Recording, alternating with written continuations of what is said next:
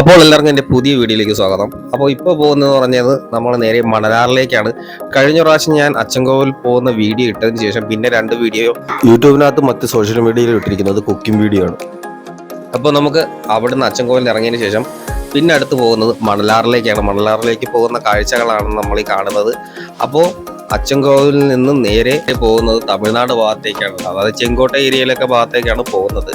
അപ്പോൾ അതിനിടയ്ക്കാണ് ഈ പറയുന്ന മണലാറിന്റെ വെള്ളച്ചാട്ടമുള്ള ഏരിയ. ഉള്ളിലേക്ക് പ്രവേശിക്കാനാണെങ്കിൽ നമ്മൾ പോകാനായിട്ട് ഈ ഒരു ഭാഗത്തേക്കാണ് നമ്മൾ നിർത്തുന്നത്. അപ്പോൾ വണ്ടിയൊക്കെ ഇവിടെ പാർക്ക് ചെയ്യണം. പാർക്കിംഗ് ഫീസും കാര്യങ്ങളുണ്ട്. ആ കാണുന്ന ആ ഭാഗത്തു നിന്നാണ് നമുക്ക് ഇതിന്റെ ടിക്കറ്റ് കൗണ്ടറും കാര്യങ്ങൾ. അപ്പോൾ ഈ വെള്ളച്ചാട്ടത്തിനെ ചുറ്റിപ്പറ്റി അതിന്റെ ആ ഒരു ഉപജീവന മാർഗമായിട്ട് ചെറുകിട കടക്കാരുകളൊക്കെ ഉണ്ട്. അവർക്ക് ഏറ്റവും കൂടുതൽ വലിയ ടാസ്ക് എന്ന് പറയുന്നത് ഇവരുടെ കണ്ണു തെറ്റിയ കുരങ്ങന്മാർ അപ്പോഴേ അത് അടിച്ചു മാറ്റുന്നതായിരുന്നു. അപ്പോൾ നമുക്കുള്ള കാർ ആൾട്ടോ കാറായിരുന്നു. നമ്മൾ 2 രൂപയുള്ള ചാർജാണ് 170 രൂപ ആയത്. അപ്പോൾ നമുക്ക് ചെറുതായിട്ടൊക്കെ ഭക്ഷണം കഴിക്കാനുള്ള കാര്യങ്ങളൊക്കെ ഉണ്ട്. അല്ലെങ്കിൽ 10-20 കിലോമീറ്റർ തമിഴ്നാട്ടിലേക്ക് കയറണം, അല്ലെങ്കിൽ തിരികെ പോയി അച്ചൻകോവിൽ നമ്മൾ ഭക്ഷണം കഴിക്കേണ്ടതാണ്.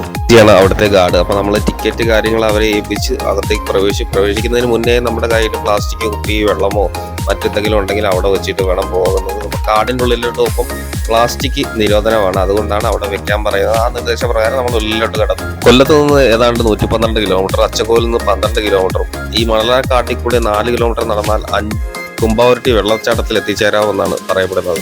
മണലാർ വനത്തിനെ കുറിച്ച് പറയുകയാണെങ്കിൽ വനം വകുപ്പ് ഒരുക്കിയിരിക്കുന്ന പ്രകൃതി സമ്പർക്ക കേന്ദ്രമാണ് മണലാർ കാടുകൾ. പോകും വഴി ധാരാളം ആനപ്പിണ്ടങ്ങളുടെ സാന്നിധ്യം കണ്ടു. കാരണം ഈറ നല്ലോണം നിൽക്കുന്ന പ്രദേശമാണ് ഇവിടെ.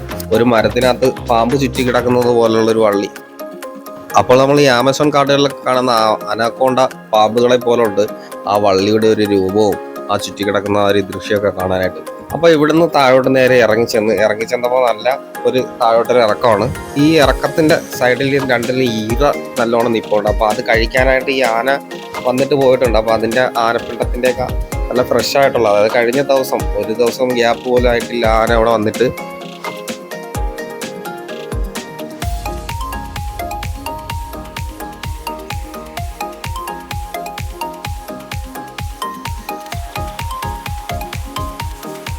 അപ്പോൾ ഈ തമിഴ്നാടിന്റെ ഭാഗമായതിനാല് കൂടുതൽ തമിഴ്നാട്ടിലുള്ളവരാണ് ഇവിടെ സഞ്ചാരികളായിട്ട് വരാനുള്ളത്. അധികം എന്ന് പറഞ്ഞാൽ ഏറ്റവും കൂടുതലും തമിഴ്നാട്ടിലുള്ളവരാണ്.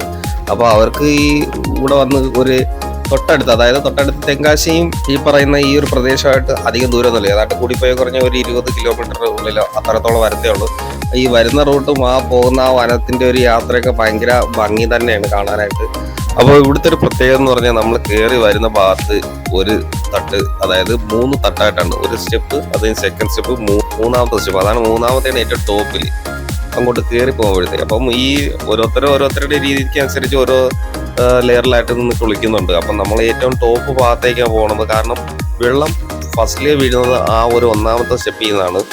ഈ കാണുന്ന ഭാഗമാണ് ആ ഒരു ഫസ്റ്റ് മൂവ്മെന്റ്, അതായത് വെള്ളം വീഴുന്ന ഫസ്റ്റ് വാട്ടർഫാൾസിന്റെ ഏരിയ. ഇതിന്റെ താഴെയുണ്ട് 2 എണ്ണം ഉള്ളത്. അത് ചെറിയ രീതിയിൽ. അപ്പൊ ഇവിടെ നിറയെ ആൾക്കാർ തിങ്ങിയിരിക്കുന്നുണ്ട്. കുറെ സ്ത്രീകളും കുട്ടികളൊക്കെ നിന്ന് കുളിക്കുന്നുണ്ട്. മിക്സ്ഡ് ആയിട്ടാണ് കുളിക്കുന്നത്. അപ്പോൾ വീഡിയോ ഉള്ളിലോട്ട് പോയി എടുത്തിട്ടില്ല. അപ്പം സെക്യൂരിറ്റിന്ന് അവരുടെ ലൈഫ് ഗാർഡൊക്കെ ഉണ്ട് നമ്മുടെ സേഫ്റ്റിക്കായിട്ട്. അപ്പോൾ നമ്മുടെ കൊണ്ടുവന്നിരുന്ന ബാഗും മറ്റു മൊബൈലും ഒക്കെ അവരെ ലയിപ്പിച്ച് നമ്മൾ കുറച്ചു നേരം അവിടെ നിന്ന് കുളിച്ചിട്ട് അടുത്ത 2 സെക്കൻഡ് സ്റ്റെപ്പിൽ വന്നു. അപ്പോൾ അവിടെ ആൾ അധികം ഇല്ലായിരുന്നു. അപ്പോൾ കുറച്ചു നേരം ആഴമുള്ള പ്രദേശമായിരുന്നു. അപ്പം ഞാനും എൻ്റെ കൂടെ വന്ന സുഹൃത്ത് വിനിയും കൂടെ അവിടെ നിന്ന് കുളിച്ചിട്ട് നമ്മൾ കരയിലേക്ക് കയറി താഴോട്ട് പോയി. അപ്പോൾ നമ്മൾ ഈ 3 വെള്ളച്ചാട്ടത്തിനകത്ത് നമ്മൾ കുളിച്ച് നമ്മുടെ ആ ഒരു എക്സ്പീരിയൻസ് ചെയ്തു.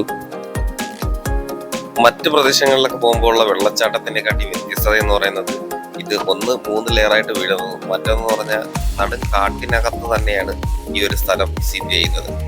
അപ്പോൾ നമുക്ക് അതിൻ്റെ ഒരു വന്യതയും നല്ല ശുദ്ധമായി ശ്വസിച്ച് നല്ല കാട്ടരുവിയിൽ നല്ല രീതിയിൽ മനസ്സും ശരീരം തണുക്കെ ഒന്ന് കുളിക്കാം.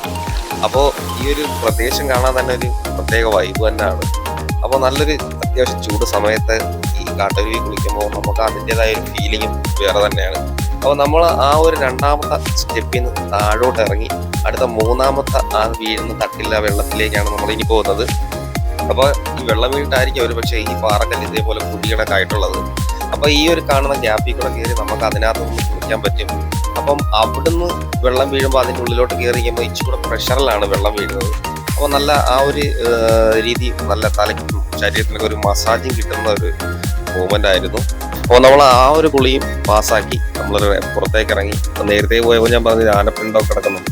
അപ്പോൾ അവിടെ ഈ ഒരു ആനയുടെ കാൽപ്പാടിന്റെ ഭാഗമാണ് കാണുന്നത്. അപ്പോൾ ഈ ആനയുടെ കാൽപ്പാദം ഇതൊക്കെ കണ്ടിട്ട് തലേ ദിവസം വന്നൊരു ഫീലിംഗ് ആണ് തോന്നുന്നത്. അപ്പോൾ നമ്മൾ അവിടുന്ന് പുറത്തേക്ക് ഇറങ്ങി. അപ്പോൾ മുന്നോട്ട് പോയപ്പം കുറേ നീർച്ചാലുകൾ റോഡിലൂടെ ഇങ്ങനെ ഒഴുകി പോകുന്നുണ്ട്. അപ്പോൾ അത് കഴിഞ്ഞ് കുറേ ചിത്രശലഭങ്ങൾ, ഒരു നനവ് പറ്റിയിരിക്കുന്ന പ്രദേശത്ത് നിറയെ ചിത്രശലഭങ്ങൾ ഇരിക്കുന്നു. അപ്പോൾ അവിടെ പോയി കുറച്ച് ഫോട്ടോസും വീഡിയോസൊക്കെ എടുത്തു. അപ്പോൾ ആ ഒരു ചിത്രശലഭത്തിനെ പറഞ്ഞ ആ കാഴ്ചയെ കാണിച്ചപ്പോഴത്തേക്ക് തൊട്ടടുത്ത് നിന്ന വണ്ടിക്കാരൊക്കെ നിർത്തി. അവിടെ പിന്നെ ഫോട്ടോ എടുപ്പിന് ബഹളമായി. പിന്നെ അവിടെ നിന്ന് വിട്ടു. അപ്പോൾ ഈ കാണുന്ന പ്രദേശം കുമ്പാവരട്ടി വാട്ടർഫാൾസിന്റെ ഏരിയയാണ്. അപ്പോൾ അവിടെ അടച്ചിട്ടിരിക്കുകയാണ്. അപ്പം ക്ലോസിങ് ഏരിയയാണ്. അപ്പം അങ്ങോട്ട് പോകാനുള്ള പ്രവേശന കാര്യങ്ങളൊന്നുമില്ല. അപ്പോൾ ഈ കാണുന്നത് കേരള തമിഴ്നാട് ബോർഡറായി. അപ്പം നമ്മുടെ കേരളത്തിന്റെ ചെക്ക് പോസ്റ്റാണ്. അത് കഴിഞ്ഞ് നമ്മൾ തമിഴ്നാട്ടിലേക്കാണ് പ്രവേശിക്കുന്നത്. തമിഴ്നാട്ടിലേക്ക് പ്രവേശിക്കുക ചെയ്തത്. അപ്പോൾ തമിഴ്നാട്ടിലേക്ക് പോയി കഴിഞ്ഞാൽ പിന്നെ അവിടുത്തെ നമ്മുടെ ഈ വന്യതയുടെയും കാടിൻ്റെയൊക്കെ ദൃശ്യങ്ങളൊക്കെ മാറി നിറയെ കൃഷിയിടങ്ങളാണ്. അതായത് നമ്മുടെ കേരളം പണ്ടെങ്ങനെ ആയിരുന്നു അതുപോലെയാണ്. ഏതാണ്ട് തെങ്ങും നെല്ലും അടയ്ക്കാമരവും സൂര്യകാന്തി പാടങ്ങളും ആയി നിറഞ്ഞു കിടക്കുന്ന കൃഷിസമൃദ്ധിയുടെ ഏരിയ തന്നെയാണ് ഈ ഒരു ഭാഗം.